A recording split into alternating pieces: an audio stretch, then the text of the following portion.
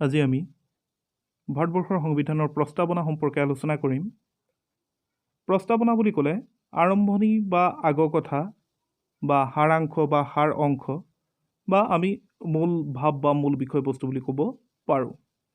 ঠিক তেনেদৰে সংবিধানৰ প্ৰস্তাৱনা বুলি ক'লে সংবিধানৰ সাৰাংশ বা সাৰ অংশ বা মূল বিষয়বস্তুকে আমি বুজি পাওঁ। ভাৰতবৰ্ষৰ সংবিধান প্ৰণেতাসকলে আমেৰিকাৰ সংবিধান অধ্যয়ন কৰি ভাৰতবৰ্ষৰ সংবিধানতো এটা প্ৰস্তাৱনা সন্নিৱিষ্ট কৰিছে।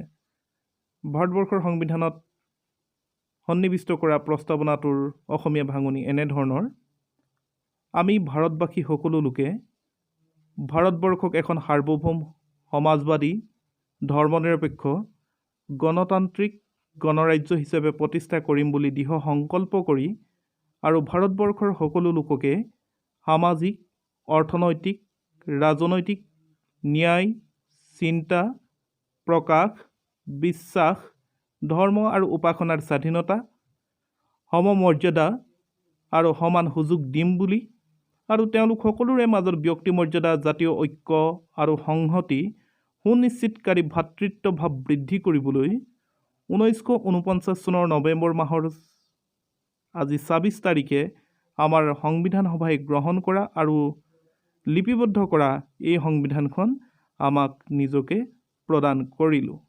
এয়াই হৈছে ভাৰতবৰ্ষৰ সংবিধানৰ অসমীয়া ভাঙনি। ভাৰতবৰ্ষৰ সংবিধানৰ প্ৰস্তাৱনাত সন্নিৱিষ্ট হোৱা কেইটামান মহান নীতি হৈছে ন্যায়, স্বাধীনতা, সমতা আৰু ভ্ৰাতৃত্ববোধ। সংবিধানৰ প্ৰস্তাৱনাৰ মূল আঁসোৱাহটো হৈছে ভাৰতবৰ্ষৰ সংবিধানৰ প্ৰস্তাৱনা বিচাৰযোগ্য নহয়, কাৰণ প্ৰস্তাৱনাত সন্নিৱিষ্ট কৰা আদৰ্শসমূহ আদালতৰ জৰিয়তে সাব্যস্ত কৰিব পৰা নাযায়।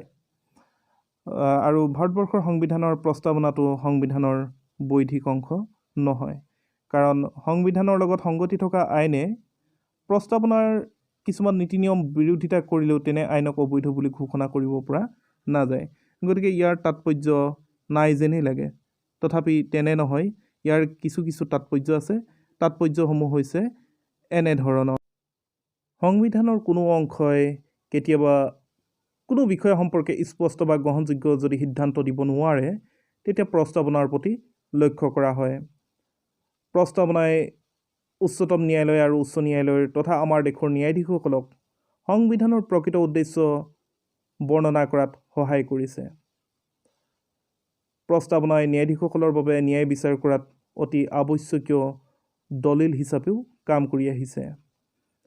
গতিকে প্ৰস্তাৱনাৰ গুৰুত্ব যথেষ্ট দেখা পোৱা যায়। বিভিন্ন ধৰণৰ প্ৰতিযোগিতামূলক পৰীক্ষাত ভাৰতবৰ্ষৰ সংবিধানৰ প্ৰস্তাৱনাৰ পৰা প্ৰশ্ন অহা দেখা যায়। তেনে কিছুমান প্ৰশ্ন হৈছে: সমাজবাদ শব্দটো ভাৰতবৰ্ষৰ সংবিধানত কোনটো সংশোধনৰ জৰিয়তে অন্তৰ্ভুক্ত কৰা হৈছে? ইয়াৰ উত্তৰ হৈছে 42 নং সংশোধনী প্ৰস্তাৱ তথা 1976 চনত ভাৰতবৰ্ষৰ সংবিধানত ইয়াক অন্তৰ্ভুক্ত কৰা হৈছে। দ্বিতীয়তে, কোনটো সংবিধান সংশোধনীৰ জৰিয়তে ভাৰতবৰ্ষৰ সংবিধানৰ প্ৰস্তাৱনাত ধৰ্মনিৰপেক্ষ শব্দটো অন্তৰ্ভুক্ত কৰা হৈছে? ইয়াৰ উত্তৰ হৈছে 42 নং সংশোধনী প্ৰস্তাৱ 1976 চন। তৃতীয়তে, ঐক্য আৰু সংহতি শব্দ দুটা ভাৰতবৰ্ষৰ সংবিধানৰ প্ৰস্তাৱনাত কোনটো সংশোধনীৰ জৰিয়তে অন্তৰ্ভুক্ত কৰা হৈছে? ইয়াৰ উত্তৰ হৈছে 42 নং সংশোধনী প্ৰস্তাৱ 1976 চন। আন এটা গুৰুত্বপূৰ্ণ প্ৰশ্ন হৈছে: কোন দেশৰ সংবিধানৰ আৰ্হিত আমাৰ দেশৰ সংবিধানতো প্ৰস্তাৱনাটো সন্নিৱিষ্ট কৰা হৈছে? ইয়াৰ উত্তৰ হৈছে আমেৰিকা যুক্তৰাষ্ট্ৰৰ সংবিধানৰ আৰ্হিত আমাৰ দেশৰ সংবিধানতো এটা প্ৰস্তাৱনা সন্নিৱিষ্ট কৰা হৈছে।